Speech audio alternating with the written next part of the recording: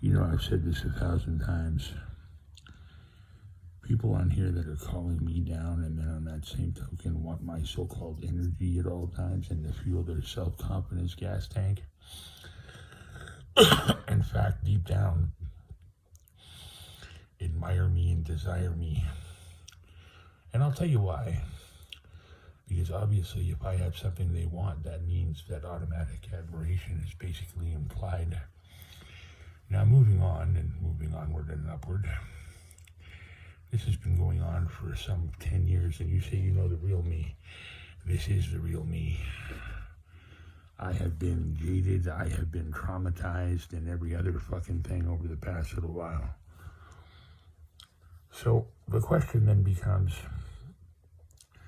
if all you guys want to do is basically string me along and lead me around by the nose, or think you're leading me around by the nose, then exactly why is this still going on? Because you don't want me to kick you off of here because you are addicted to the shit that I spout and the shit that comes out of my mouth.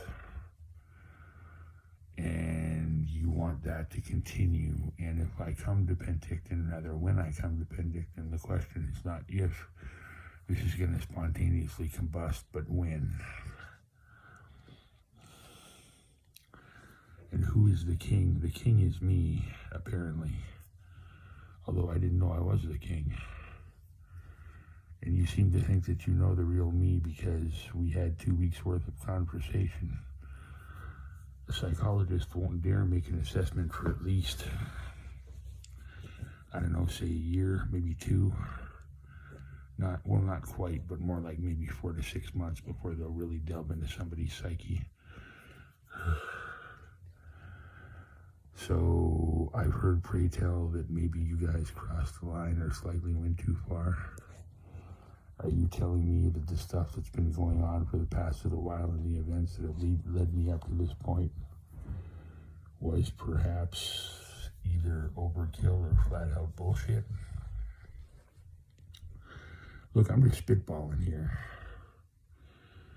but I would hazard to guess that Desiree thinks herself above me, yet she needs me. You think yourself above me, yet you need me. The same thing that Kathy does. And keep in mind this, and I could be wrong on this, so you can correct me if I am, and I'll apologize. If y'all need me, I wouldn't guarantee that you are necessarily that far above me. I'm in love with you. Okay, I want to see you, be with you, and you say that you know the real me. Exactly who would you be discussing or referring to? The real me.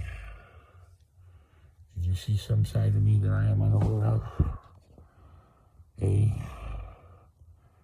Did you witness something that I, again, am unaware of? And since I wasn't fully conscious, or perhaps it was my subconscious that was awake, or my inner child that perhaps... What's the word I'm looking for here? Non-consensual sex. That's the word I'm looking for here. And if you're not awake to give consent, and if you're not fully conscious and cognizant, then it becomes non-consensual sex. But blackmail would be the next order of the day, though. But in any event, you know, you've got me as the one that you love and care for, and you've got somebody else on the go. And I seem to have a pretty good handle on what reality is, and I seem to be rather street smart for somebody being so pure. So, I love you. I do. And I want to further this relationship, or whatever it is that we're doing here. But that would have to be completely, entirely, and utterly your call. So please do me a favor and get back to me at your earliest possible convenience. And perhaps we can negotiate. Or perhaps we can talk about where this might be headed. But to say that somebody had crossed the line over the things that have transpired for the past several months, and even longer, actually, because Kathy said something that was quite similar in the sense that I made her chase me, so something similar is going around currently. So perhaps somebody might have liked some retribution. Maybe I'm wrong and maybe I'm mistaken. I just don't think that I am. So, by all means, if you want to correct me on that, and if I'm wrong on that, you're welcome to totally say your piece and say what you got to say. And if that's the case, then I will apologize for it.